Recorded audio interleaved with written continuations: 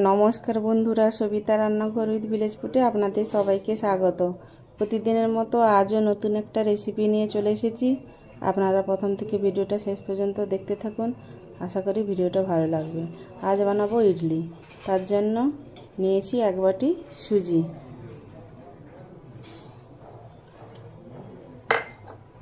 ওই বাটি নিয়ে নেব এক বাটি টক দই,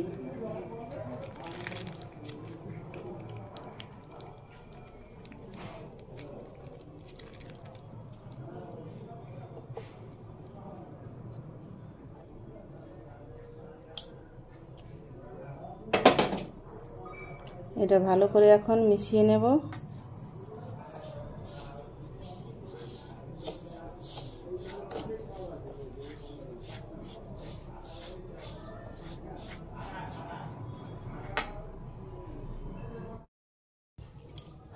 এবার ওই বাটির হাফ বাটি জল অল্প অল্প দিয়ে ব্যাটারটা গুলে নেব।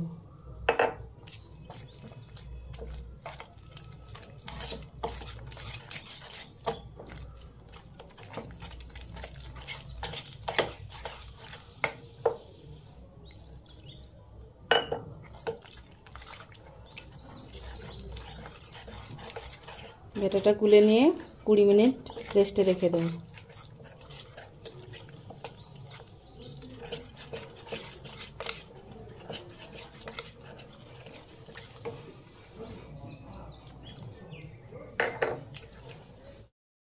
কুড়ি মিনিট হয়ে গেছে, দিয়ে দেবো স্বাদ মতো লবণ, দিয়ে আবারও ভালো করে মাখিয়ে নেব।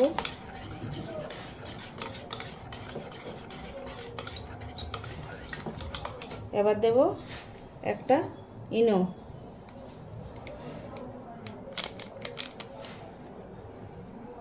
ইনোর উপরে একটু জল দিয়ে দেব।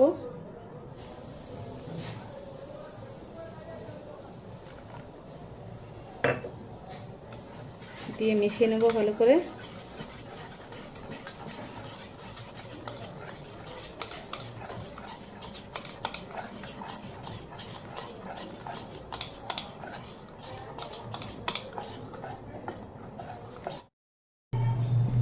এরকম ছোট ছোট বাটিয়ে সাদা তেল মাখিয়ে নিয়েছি।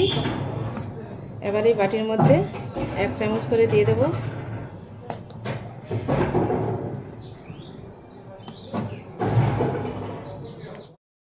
একটা কড়াইতে জল দিয়ে স্ট্যান্ড দিয়ে দিয়েছি। জলটা ভালো করে গরম হয়ে গেছে, এবার স্ট্যান্ডের উপরে বসিয়ে দেব। দিয়ে 15 থেকে 20 মিনিট ঢাকনা দিয়ে সিদ্ধ হতে দেব। 20 মিনিট হয়ে গেছে, আবার ঢাকনাটা খুলে দেব।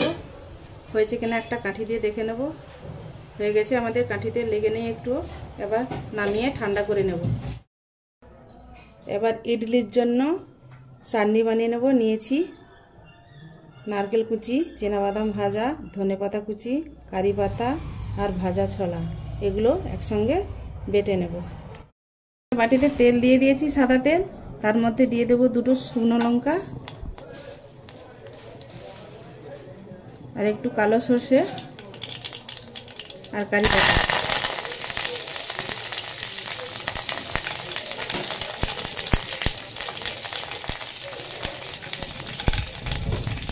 এই তরকাটা বানাচ্ছি চাটনিতে দেবো বলে।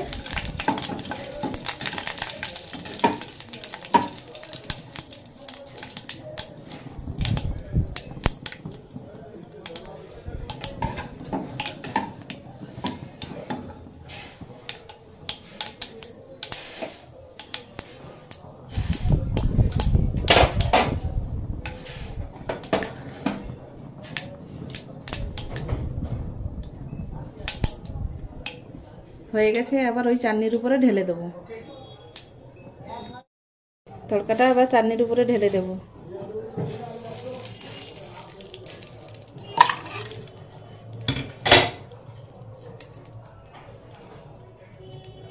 দিয়ে মিশিয়ে নেব।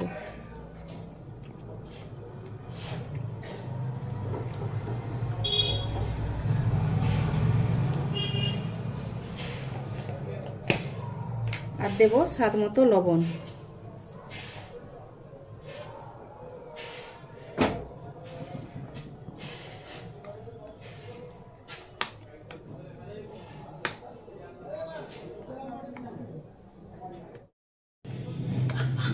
বাটিগুলো ঠান্ডা হয়ে গেছে। এইভাবে ছুরি দিয়ে আস্তে আস্তে সাইডগুলো একটু তুলে তুলে নেব।